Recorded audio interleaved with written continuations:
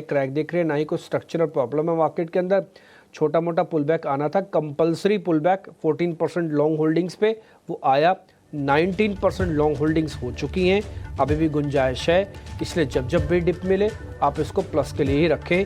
फिलहाल इंडाइसेस में कोई दिक्कत नहीं, अब तो स्टॉप लॉसेस भी काफ़ी डीप चले गए, काफ़ी नीचे चले गए हैं कल की तेज़ी के बाद। मार्केट खुला है आज फिर से एडवांस डिक्लाइन बेहतर लेके खुला है और आपको 1100 शेयर बढ़कर दिखेंगे। जैसे मैंने शुरुआत में कहा, भले फ्रीज हरे निशान में हुआ हो लेकिन एक छोटा सा डिप मारेगा ज़रूर, वो एग्जैक्टली आपको 24-25 पॉइंट का दिख रहा है और करीब 80 पॉइंट का बैंक निफ्टी पर भी दिख रहा है। लेकिन कोई खास चिंता करने की बात नहीं है, क्योंकि जो क्रिटिकल एरियाज़ है वो तो काफ़ी नीचे चले गए हैं। वो था 23,800 का जो काफ़ी नीचे है, और बैंक निफ्टी का तो 200 दिनों का डेमा वो 50,500 पे है और अभी हम 51,500 पे ट्रेड कर रहे हैं। तो ज़्यादा दिक्कत की बात नहीं दिखती मेरे को, उल्टा ये डिप तो अपॉर्चुनिटी है बाय करने के लिए, जब तक हम एफआईज की लॉन्ग होल्डिंग को 25% से नीचे रखते हैं। तो ये डिप बार बार आपके काम आएंगे। सिर्फ 30 पॉइंट का नुकसान है मार्केट के अंदर इस समय। इंडिया विक्स 10-5 मिनट बाद देख लेना आप। HDFC बैंक, रिलायंस इंडस्ट्रीज़ के अंदर, और जो 6 मैं शेयर्स आपको हर रोज़ दिखाता हूँ वेटेज के हिसाब से, ज़रा स्क्रीन पर दिखा देना। एक तो HDFC bank, Reliance industries, L&T, HUL, Infosys and TCS का कॉम्बो। ज़्यादातर शेयर्स में देखोगे आप भले लाल निशान है लेकिन कोई बहुत ज़्यादा नहीं है तेज़ गिरावट। HUL तो बकायदा 13 रुपये ऊपर है।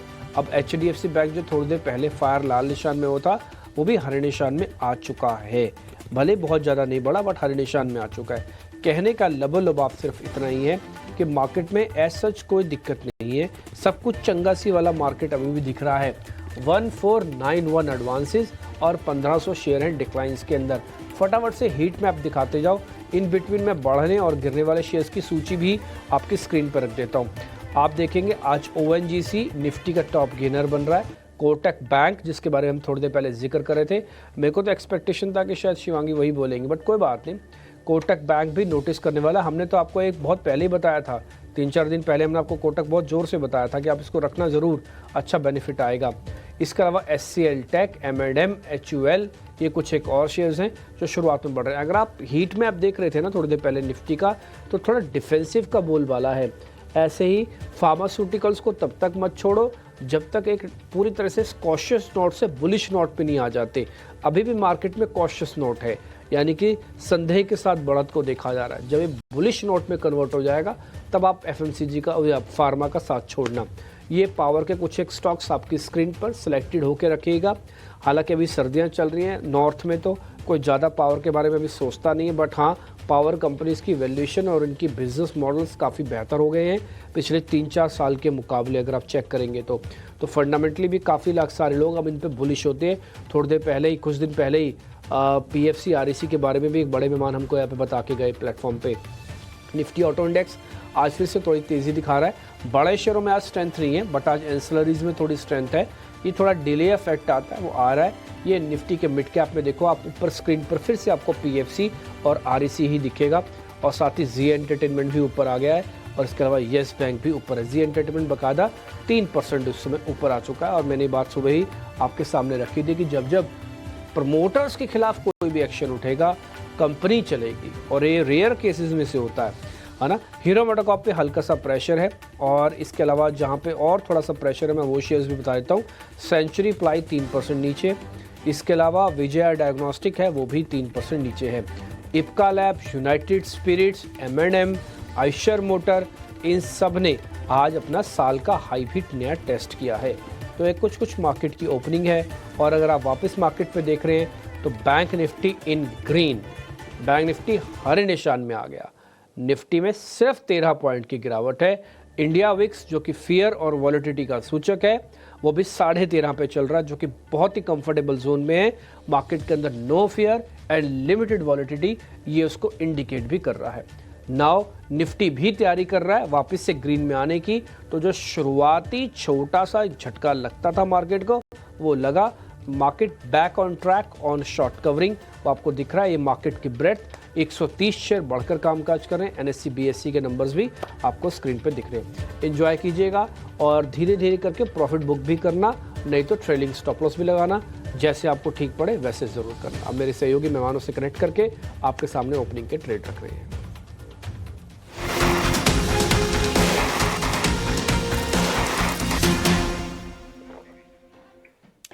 तो चलिए ओपनिंग ट्रेड्स में हमारे सभी एक्सपर्ट्स से उनकी कॉल्स लेना शुरू करते हैं। और अक्षय, सबसे पहले आपसे समझना चाहेंगे, बताइए ओपनिंग के बाद कहां पर है आपकी नज़र?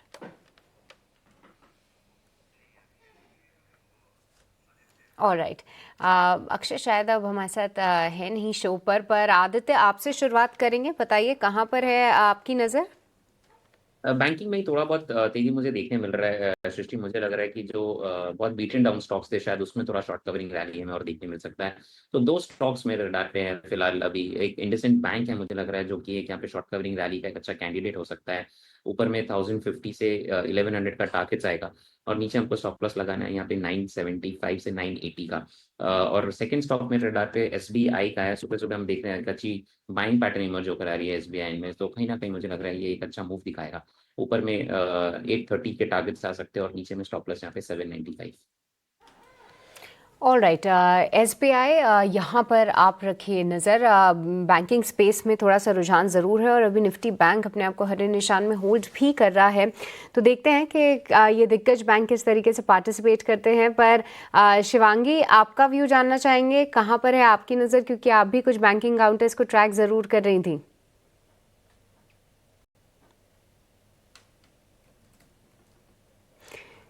शिवांगी, आपके ओपनिंग जी, ट्रेड्स? मैं ट्रैक कर रही हूँ आज ओएनजीसी। यहाँ पे एक बहुत ही अच्छी शॉर्ट कवरिंग मूव दी है। लगभग जी, मैं ट्रैक कर रही हूँ ओएनजीसी। यहाँ पे बहुत ही अच्छी शॉर्ट है। लगभग पिछले 5 महीनों टॉप लोअर बॉटम फॉर्म है, तो एक अच्छी यहाँ पे रिस्क रिवॉर्ड रेशियो भी बैठ रही है। वीकली बेसिस पे भी हमने देखा है कि एक अच्छे सपोर्ट लेवल से ही रिवर्सल देखने को मिल रहा है। तो यहाँ पे मेरी राय रहेगी कि हम खरीदारी करें 265 के टारगेट्स के लिए और 250 के स्टॉप लॉस के। ऑलराइट, तो ओएनजीसी यहाँ पे 265 के टारगेट्स जो हैं शिवांगी के नज़र में हैं, यहाँ पर है उनका फोकस। और आप देखिए ओएनजीसी निफ्टी का टॉप गेनर फिलहाल साबित होता हुआ दिख रहा है। पर इस बीच एफएनओ स्पेस से डीमार्ट के शेयर को पुल अप करेंगे, जहाँ पर 10% का अपर सर्किट जो है लग चुका है। सीएलएसए ने यहाँ पर ये भी जताया कि जिस तरीके से इनकी ग्रोथ देखने को मिली है वो काफ़ी अच्छी रही है इस बार, और उन्होंने अपनी 5,000 से भी ज़्यादा के टारगेट्स को बरकरार रखा था। ये स्टॉक में एक एंट्री का भी मौका नहीं मिला और आप देखिए 10% का अपर सर्किट डीमार्ट पे लगता हुआ। इसके साथ ही साथ एलएनटी फाइनेंस और साथ ही पीएफसी आरईसी जैसे शेयर्स जो कि ब्रोकरेज रिपोर्ट के रेडार पे थे, वो काउंटर्स भी बस करते हुए नजर आए हैं। ब्रॉडर मार्केट से भी अभी फिलहाल सपोर्ट भरपूर है। पर साथ ही अगर हम देखें तो bank of Maharashtra strong updates के चलते 4% का तेजी यहाँ पे, और मॉइल में भी प्रोडक्शन के आंकड़ों के चलते लगभग 4% का यहाँ पर उछाल है। पर एक बार आपसे समझना चाहेंगे पंकज जी, क्योंकि हाल फिलहाल जितने भी एनबीएफसीज हैं उनमें गिरावट ज़रूर देखने को मिली थी। उनकी एमएफआई बुक में जिस तरीके से स्ट्रेस रहा या फिर अनसिक्योर्ड लेंडिंग को लेकर कुछ चीज़ें जो सामने आई, आपका क्या टेक है? क्या सेलेक्ट एनबीएफसीज में अब पॉजिटिव होने का समय आ गया है, और कुछ एक स्टॉक्स जो कि आप हाईलाइट करना चाहेंगे? देखिए, बीएफएसआई एज अ स्पेस में अगर आप देखें तो अगर टॉप 100 निफ्टी के एनएससी के टॉप 100 स्टॉक देखते हैं तो बीएफएसआई उसमें सबसे बड़ा पोर्शन है। एफआई की जो सेलिंग है सबसे ज्यादा maximum oil and gas and BFSI sector में। एंड जब तक एफआई रिटर्न नहीं करते हैं, मैं ड्यूरेबल परफॉर्मेंस, प्राइस परफॉर्मेंस नहीं देखूंगा। अभी आप नंबर के हिसाब से देखिए तो हालांकि ग्रोथ ओवरऑल ठीक है, बट जो कहीं ना कहीं जो एक प्रेशर निकल के आ रहा है वो अनसिक्योर्ड बुक में आ रहा है, बिकॉज आरबीआई की तरफ से भी प्रेशर है कि आप अनसिक्योर्ड बुक को ज्यादा मत ग्रो करिए। तो ओवरऑल मुझे लगता है कि बीएफएसआई अभी इतनी जल्दी कोई बहुत बड़ा मूवमेंट नहीं आने वाला है।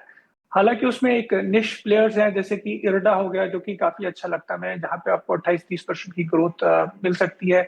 सिमिलरली बॉटम अप में अगर आप देखेंगे तो जैसे सीएसबी बैंक है, इनकी 50% बुक है जो है वो गोल्ड लोन पे है, एंड गोल्ड लोन का जो ग्रोथ है इनका काफी अच्छा है। जो स्पेस हमें बीएफएसआई में पसंद है वो आपके एएमसी है। क्योंकि ओवरऑल सेंस ये है कि जो इस साल है आपकी अर्निंग्स नॉर्मलाइज होंगी तो मार्केट का परफॉर्मेंस भी नॉर्मल ही होना चाहिए और मिड टीन में होना चाहिए। एंड एएमसी में आप कोई बैलेंस शीट रिस्क कैरी नहीं करते हैं। तो ओवरऑल अगर आप देखेंगे तो पिछले कुछ महीने में हमने एचडीएफसी एएमसी रेकमेंड किया हुआ है, हमने निप्पॉन एएमसी रेकमेंड किया हुआ है, और हमारे जो न्यू ईयर पिक है उसमें हमने आदित्य बिरला सन लाइफ एएमसी रेकमेंड किया हुआ है। तो आई थिंक ये एक स्पेस है जहां पे आपको वो सारे इश्यूज बैलेंस शीट रिलेटेड नहीं नजर आते हैं, और यहाँ पे आपको high tin kind of a growth बिल्कुल दिख सकती है, क्योंकि ओवरऑल मार्केट का जो एक्सपेक्टेशन है of earning growth, I think कहीं ना कहीं उस डायरेक्शन में जा रहा है। तो एएमसीज मेरे हिसाब से स्टैंड आउट करती हैं compare to all the other players in the BFSI space.